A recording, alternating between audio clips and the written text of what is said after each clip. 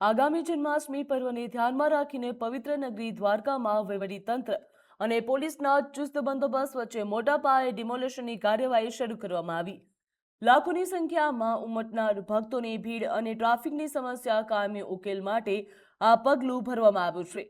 હાથી gate અને રૂક્ષ્મણી મંદિર gate નજીક સરકારી જગ્યાઓ ઉપર કરવામાં આવેલા ગેરકાયદેસર દબાણોને જેસીબી અને બુલડોઝરની મદદથી હટાવવામાં આવ્યા। આગામી જન્માષ્ટમી ઉત્સવ દરમિયાન દેશ વિદેશથી લાખોની સંખ્યામાં ભક્તો દ્વારકામાં દર્શન કરવા માટે આવતા હોય છે, તો દર્શનાર્થીઓને કોઈ પણ અગવડ ન પડે અને ટ્રાફિકની સમસ્યા હલ થાય તેના માટે દબાણો દૂર કરવાનું અત્યંત આવશ્યક પગલું ભરવામાં આવ્યું છે। પરંતુ હજુ પણ આગામી દિવસોમાં સરકારી જગ્યા ઉપર થયેલા અન્ય ગેરકાયદેસર દબાણો સામે સઘન ડિમોલેશન પ્રક્રિયા ચાલુ રહેશે। અત્રે ઉલ્લેખનીય કહી શકાય કે થોડા દિવસો અગાઉ નેશનલ હાઈવે ઓથોરિટી દ્વારા પણ આજ વિસ્તારમાં દબાણ હટાવવાની પ્રક્રિયા હાથ ધરવામાં આવી હતી, જ્યાં તંત્રની આ સતત કાર્યવાહીથી ગેરકાયદેસર કબજેદારોમાં ફફડાટ પણ જોવા મળી રહ્યો છે।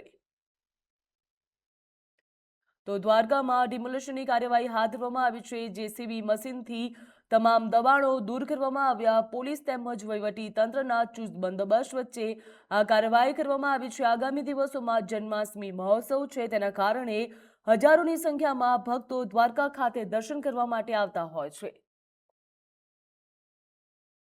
જન્માષ્ટમી 2026 ની પૂર્વ તૈયારીઓના ભાગરૂપે જે પ્રમાણે દિન પ્રતિદિન આવનારા દિવસોમાં જન્માષ્ટમી ઉજવનારી છે, એના તૈયારીના ભાગરૂપે વધતી વૈષ્ણવોની સંખ્યાને ધ્યાને લઈ હાથી ગેટ સામેના પાર્કિંગની સામે જે હંગામી દબાણો હતા એ અને રૂક્ષ્મણી મંદિરના સામેના જે દબાણો થયા હતા એ દબાણ દૂર કરવાની કામગીરી આજે વહીવટીતંત્ર દ્વારકા દ્વારા કરવામાં આવેલ છે અને લગભગ બધા જ હંગામી દબાણો સંપૂર્ણપણે દૂર કરવામાં આવે છે।